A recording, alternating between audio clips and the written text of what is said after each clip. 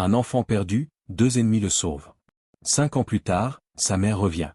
Mais maintenant, elle doit choisir entre eux. Ce choix va tout changer. L'été était chaud dans les grandes plaines. Le vent portait l'odeur sèche de l'herbe brûlée par le soleil. La famille Morrison avançait lentement avec sa charrette en bois, tirée par 2 chevaux fatigués. Ils venaient du Missouri, laissant derrière eux une ferme pauvre et pleine de souvenirs. Leur rêve était de rejoindre l'Oregon et d'y commencer une nouvelle vie. Dans la charrette, la mère, Catherine, cousait un morceau de chemise déchirée. Elle fredonnait doucement une vieille berceuse d'Irlande.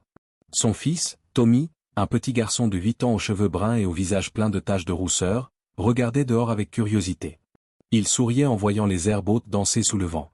Devant, le père, Daniel, tenait les rênes. Il avait de grands projets pour sa famille. Encore 2 semaines jusqu'à Fort Bridger, cria-t-il avec espoir. Après cela, ce sera la liberté, le vrai avenir pour nous tous. Mais le destin avait décidé autrement. Ce soir-là, alors que le soleil disparaissait derrière les collines et que les ombres devenaient longues et inquiétantes, un bruit étrange surgit derrière les arbres. Des hommes armés sortirent rapidement. Ce n'étaient pas des Apaches, ni des soldats. C'étaient des bandits blancs, cruels et sans pitié. Leur chef s'appelait Black Pete. Il attaquait les familles isolées pour leur voler tout ce qu'elles possédaient. La charrette des Morrison était seule. Elle avait été séparée du reste du groupe pendant la traversée d'une rivière. Les bandits n'avaient donc aucune peur. Sans prévenir, ils commencèrent à tirer. Daniel tomba le premier, touché en plein cœur. Catherine poussa Tommy sous des couvertures, le protégeant de son propre corps. Un instant plus tard, une balle transperça sa poitrine. Son dernier souffle fut pour son fils. Puis, tout devint silence, sauf le crépitement des flammes. Les bandits partirent avec les sacs, croyant que tout le monde était mort. Mais sous les couvertures pleines de sang, un cœur d'enfant battait encore. Tommy était vivant. Il ne bougeait pas, le corps tremblant, les yeux grands ouverts. Il ne comprenait pas ce qui venait de se passer. Il savait seulement que tout ce qu'il connaissait venait de disparaître dans le feu et la peur. Ce fut le début d'un nouveau chemin. Un chemin où le courage, la douleur et l'amour allaient se croiser. Le feu de la charrette s'était calmé. Il ne restait que des cendres, de la fumée et une odeur de tristesse dans l'air du matin. Les oiseaux avaient cessé de chanter. Le silence pesait sur la plaine. C'est là que Ben, un cow-boy mexicain d'une 40aine d'années, apparut à l'horizon. Il cherchait des chevaux volés depuis plusieurs jours. Quand il vit la fumée noire au loin, son cœur se serra. Il connaissait trop bien cette odeur. Il avait vu d'autres familles attaquées, d'autres rêves brisés. Ben arriva lentement, la main près de son fusil, par précaution. En s'approchant, il vit les corps, la charrette brûlée, et un morceau de couverture qui bougeait à peine. Il descendit de son cheval et courut. Sous les couvertures tachées de sang, il trouva un enfant. Il était vivant. Son petit visage était pâle, ses yeux grands ouverts, perdus dans le vide. Il ne parlait pas. Il tremblait, figé par la peur. Doucement, Pecno, murmura Ben en espagnol. Tu es en sécurité maintenant. Alors qu'il soulevait doucement le garçon, une silhouette surgit de l'ombre. C'était un homme grand, fort, la peau couleur cuivre, les cheveux noirs attachés avec des liens en cuir. Il s'appelait Brave Loup, un Apache solitaire, venu chasser près de la rivière. Les 2 hommes se fixèrent, méfiants. Ben attrapa instinctivement son fusil. Brave Loup posa la main sur sa ceinture, prêt à dégainer son couteau. Pendant quelques secondes, le silence fut tendu, lourd. Mais un gémissement brisa la tension. Tommy gémit doucement, cherchant à se cacher encore plus dans les bras de Ben. Ce simple son fit hésiter les 2 hommes. Brave Loup parla alors d'une voix calme, l'enfant est blessé. Il a besoin de soins, de nourriture, d'un abri. Pas de guerre. Ben regarda l'Apache. Ce n'était pas un ennemi. Il voyait dans ses yeux quelque chose de vrai, une douleur ancienne, un cœur qui connaissait la perte. Tu as des enfants? Demanda Ben. J'avais un fils. Il est parti vers les esprits, répondit Brave Loup. Leurs regards se croisèrent à nouveau. Pas comme ennemis, mais comme 2 pères sans enfants. Ils comprirent sans mot de plus, ce garçon avait besoin d'eux. Ben serra Tommy contre lui. Brave Loup s'approcha doucement et posa une couverture sur l'enfant. Ensemble, sans se parler davantage, ils montèrent sur les chevaux et quittèrent les ruines. Un enfant venait de perdre ses parents. Mais peut-être, venait-il de trouver 2 pères. Le lendemain de l'attaque, tout avait changé pour Tommy. Il ne parlait pas. Il ne pleurait pas. Mais ses yeux disaient tout. Il avait peur, il était perdu. Pourtant, dans le silence, 2 hommes décidèrent de ne pas l'abandonner. Ben l'amena d'abord chez lui, dans un petit ranch simple mais solide, non loin de la rivière. Il lava doucement les blessures de l'enfant, lui donna de la soupe chaude, puis resta à son chevet pendant la nuit. Brave Loup, lui, restait proche mais discret. Il préparait des plantes médicinales et priait en silence près du feu. Au bout de quelques jours, Tommy recommença à parler. Un mot. Puis deux. Il demandait où était sa maman. Ben baissa les yeux. Brave Lou serra la main du garçon. Aucun mensonge. Seulement du respect pour sa douleur. Les jours passèrent, puis des semaines. L'idée était claire, ils devaient élever cet enfant ensemble. L'été venu, Tommy partit avec Brave Lou dans le camp des Apaches. Là, il dormait sous les étoiles, écoutait les histoires des anciens et apprenait à marcher sans bruit dans la forêt. Il découvrit comment lire les traces d'animaux, comment parler avec les esprits du vent et de la terre. Brave Lou lui montrait la nature comme une école. Regarde le vol de l'aigle, disait-il. Il ne vole pas contre le vent, il vole avec. Tommy observait, écoutait, respectait.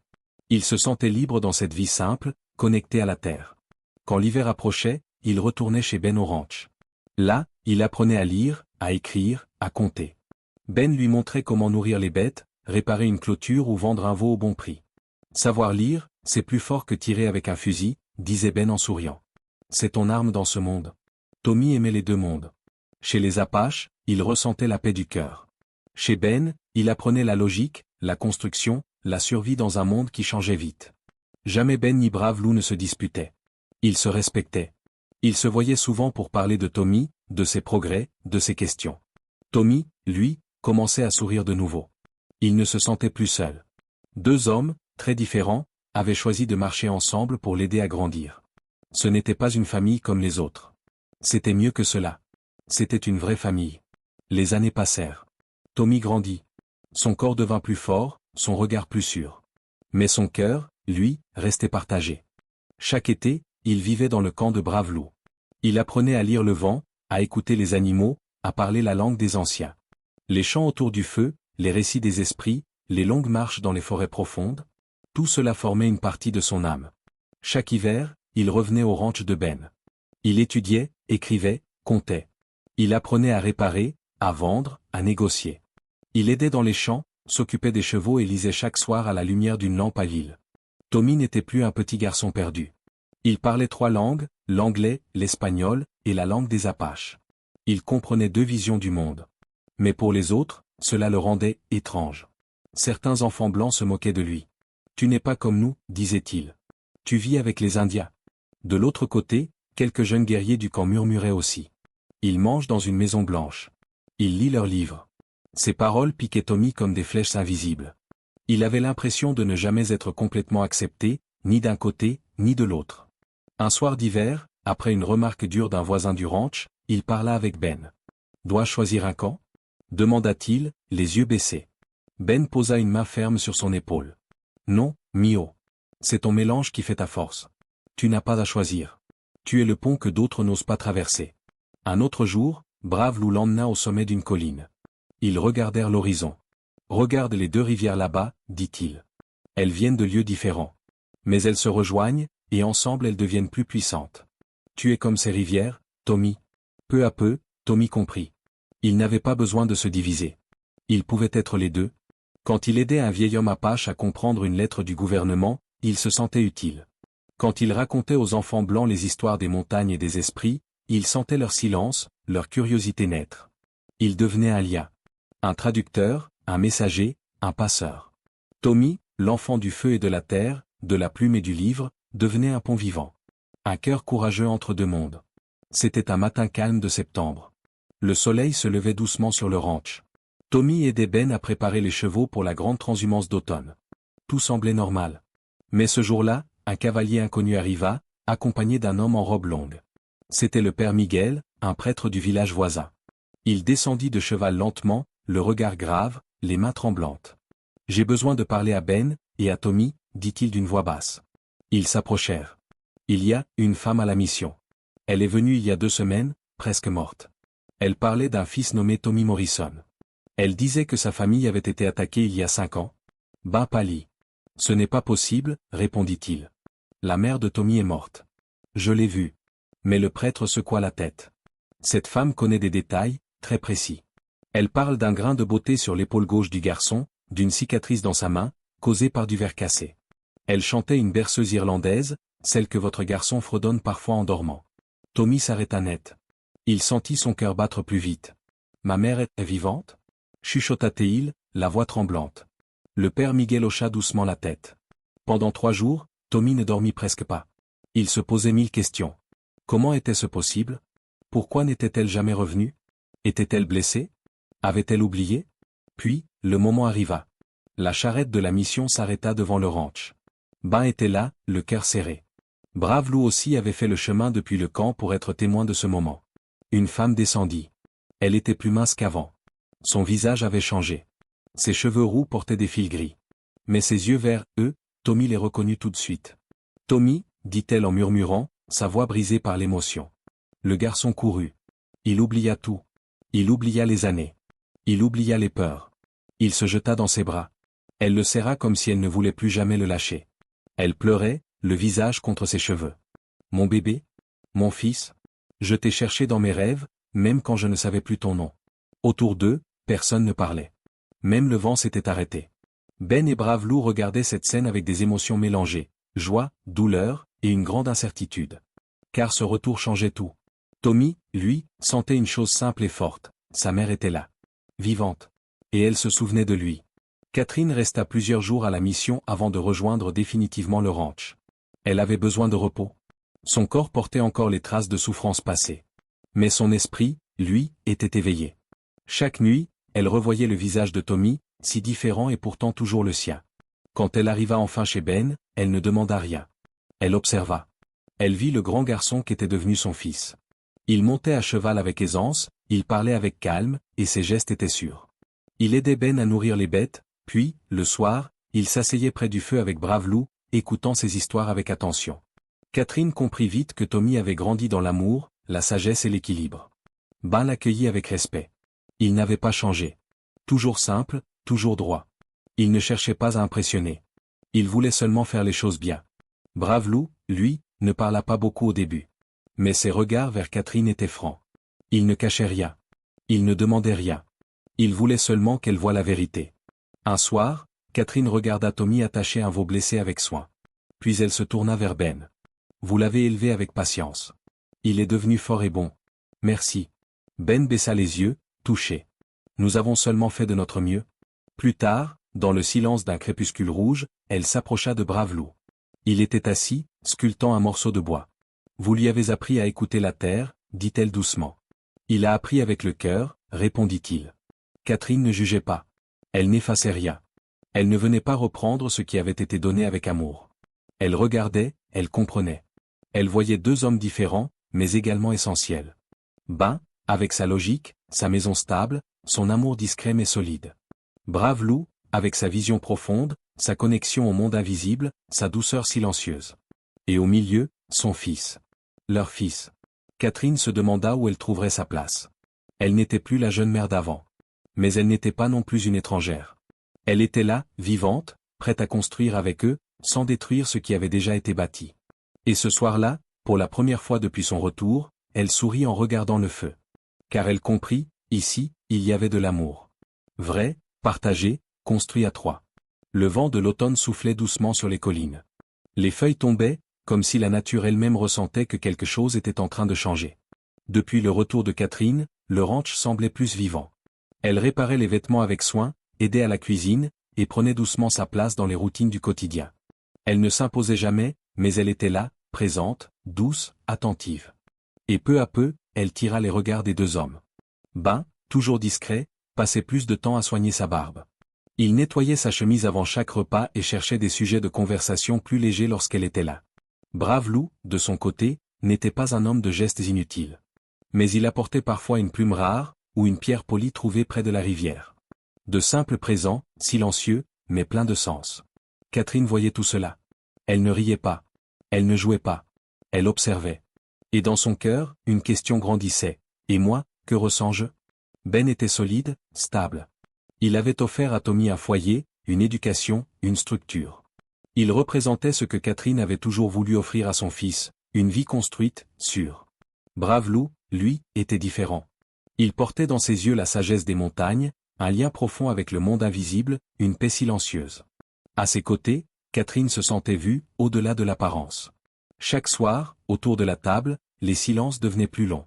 Les regards se croisaient, puis se détournaient. Tommy, lui, sentait la tension. Il était jeune, mais il comprenait. Ces deux hommes, qui avaient tout partagé pour lui, étaient maintenant en déséquilibre. Un soir, les deux hommes arrivèrent avec des fleurs. Chacun tenait un bouquet, différent, mais aussi sincère. Ils se retrouvèrent devant la porte, surpris l'un par l'autre. Catherine les regarda, silencieuse. Puis elle parla calmement. « Je ne suis pas venue pour déranger ce que vous avez bâti. Je suis ici pour comprendre. Pour savoir si une place m'attend encore, et où elle se trouve. » Personne ne répondit. Mais cette nuit-là, chacun des trois comprit que le choix allait devoir venir. Un choix difficile. Un choix entre deux hommes qui, sans se connaître, avaient aimé un même enfant, et peut-être, maintenant, une même femme. L'automne avançait. Les arbres perdaient leurs feuilles, et le vent devenait plus froid. Un matin, un cavalier arriva au galop. Il portait l'uniforme d'un officier. Il s'arrêta devant le ranch, poussiéreux et essoufflé. Ben sortit le premier, suivi de Bravelou et de Catherine. Tommy, intrigué, se tenait près de l'entrée de l'écurie. « J'ai un message important, » dit le cavalier. Black Pete, le chef des bandits qui ont attaqué la famille Morrison, a été capturé. Il sera jugé à Cheyenne dans 2 semaines. Catherine sentit son cœur se figer. Ce nom, celui qui avait détruit sa vie, celui qui avait tué son mari, lui revenait comme un coup de tonnerre. « Nous avons besoin de votre témoignage, madame, » ajouta l'homme. « Vous êtes la seule survivante adulte. Votre parole est essentielle pour le condamner. » Le silence tomba. Ben parla le premier. « Je peux l'accompagner. Le ranch peut attendre. Sa sécurité passe avant tout. » Mais Bravelou fronça les sourcils. « L'automne est sacré pour notre peuple. C'est le temps de la chasse des anciens, que Tommy doit vivre pour la première fois. Il doit apprendre ce rite. Ce n'est pas un détail. C'est son lien avec l'esprit de la terre. » Le ton resta calme, mais la tension monta. Chacun pensait faire ce qu'il fallait. Mais leurs chemins semblaient opposés. Tommy se tenait entre eux, les yeux perdus. Il ne voulait pas choisir. Il ne voulait pas diviser. Catherine les regarda, puis parla d'une voix ferme. « Ce n'est pas à vous de décider pour moi. C'est à moi. Et ce choix n'est pas simple. » Elle demanda 3 jours. 3 jours pour réfléchir. 3 jours pour parler avec chacun, avec Tommy, avec elle-même. Le soir, seule avec son fils, elle lui demanda « Et toi, mon cœur, qu'en penses-tu » Tommy réfléchit longtemps. « Ben m'a appris à lire, à penser, à bâtir une vie solide. Bravelou m'a appris à écouter, à ressentir, à faire partie de la terre. Comment pourrais-je choisir entre eux? Ils sont tous les deux mon père. » Catherine l'écouta en silence, le regard embué. Elle savait que ce procès était important. Mais elle savait aussi que le vrai procès se jouait dans leur cœur, entre le devoir, l'amour et le respect de ce qu'ils avaient construit ensemble. 3 jours passèrent. 3 jours de silence, de doute, de regards évités. Catherine prit le temps de parler avec Ben, longuement. Puis avec Bravelou, à l'écart, sous un vieux chêne. Enfin, elle s'assit avec Tommy. Elle l'écouta comme on écoute un adulte. Parce que son cœur d'enfant portait déjà la sagesse des 2 mondes. Le matin du 4e jour, elle appela les 2 hommes dans la cour du ranch. Le ciel était clair, l'air frais. Tommy se tenait à côté d'elle. « J'ai pris ma décision, » dit-elle avec une voix calme mais ferme. Ben baissa les yeux. Bravelou resta immobile, comme une pierre vivante. « Je choisis Ben, comme mari. Il m'a offert un foyer, de la stabilité. Il m'a respecté sans jamais m'imposer quoi que ce soit. Et je sens que je peux continuer ma route à ses côtés. » Ben leva doucement les yeux vers elle. Son regard brillait d'une émotion retenue. Mais Catherine n'avait pas fini. « Mais cela ne veut pas dire que je choisis entre vous deux, pour Tommy. Parce que ce choix-là, je ne peux pas le faire. Et je ne veux pas le faire. » Elle se tourna vers Bravelou. « Tu restes son père. Son guide. Son enseignant. Tu as nourri son âme comme Ben a nourri sa vie. Et je veux que cela continue. » Un silence profond suivit. Puis Bravelou hocha lentement la tête. « Une femme sage ne coupe pas un arbre qui donne 2 fruits, dit-il simplement. Je resterai. » Ce jour-là, ils prirent une nouvelle forme. Plus qu'une famille. Une union unique entre les mondes. Catherine et Ben devinrent mari et femme.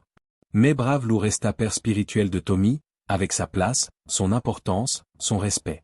Ils décidèrent ensemble de créer un espace où chacun pourrait exister. Le ranch accueillerait les membres du camp Apache. Ben apprendrait quelques mots de leur langue. Catherine ferait le lien. Tommy, lui, n'aurait plus à choisir. Car désormais, il n'y avait plus 2 routes, mais un seul chemin, construit à 3. Un chemin d'écoute, de compromis, de courage. Un chemin où l'amour avait gagné, sans exclure personne. Le printemps arriva avec une lumière douce. Les fleurs sauvages poussaient au bord de la rivière. Le vent portait l'odeur du renouveau. C'était le jour du mariage. Catherine et Ben s'unirent dans une cérémonie unique, simple et belle. Le prêtre récitait les mots sacrés en espagnol. Brave Lou récitait les prières anciennes en langue apache. Des rubans de tissu unissaient leurs mains. Un cercle de pierres, de plumes et de fleurs entourait les mariés. Tommy portait les alliances. Il avait les yeux pleins de larmes, mais il souriait. Il ne perdait rien. Il gagnait tout. Le temps passa. La maison s'agrandit. Catherine et Ben eurent des enfants. 4 au total. Des garçons, des filles. Tous curieux, libres et pleins de vie. Brave Lou venait souvent. Il enseignait aux plus jeunes les histoires du vent, les gestes du silence, les chants de la terre. Il était plus qu'un oncle. Il était un père d'âme. Jamais marié, mais profondément entouré d'amour. Tommy grandit. Il devint un jeune homme solide, respecté, calme. Il parlait 3 langues. Il savait lire le ciel comme un apache, gérer un troupeau comme un rancher, et répondre aux lettres officielles avec intelligence. Les fermiers venaient lui demander conseil. Les chefs des tribus lui demandaient de l'aide pour parler avec les autorités. Il n'était pas seulement un pont. Il était la route elle-même, un chemin de confiance entre 2 mondes longtemps opposés. « Tu es notre fils à tous », lui disait un jour Catherine, émue. « Tu es la preuve que l'amour est plus fort que la peur. » Le ranch devint connu. Non pour sa richesse, mais pour sa justice, son hospitalité, son respect des traditions. Les enfants de Tommy grandirent à leur tour, élevés dans un monde où personne n'était exclu pour sa langue ou sa couleur. Et brave Lou, devenu vieux, transmettait encore des contes au coin du feu. Il disait souvent : « Un homme fort construit une maison. Un homme sage construit une famille qui unit les rivières, les collines et les cœurs. » Quand il ferma les yeux pour la dernière fois, Tommy tenait sa main. Il le remercia, sans mots, par le silence sacré que seul l'amour connaît. La vie continua. Le soleil se leva, encore et encore, sur un monde un peu plus en paix. Et tout avait commencé, par un enfant caché sous une couverture, par 2 étrangers devenus pères, et par le choix de la compassion plutôt que de la haine. Si cette famille t'a touché, si le courage, la paix et l'amour partagés t'ont inspiré. Abonne-toi à notre chaîne pour découvrir d'autres récits puissants comme celui-ci. Aime la vidéo, partage ton avis en commentaire, et surtout, partage cette histoire autour de toi.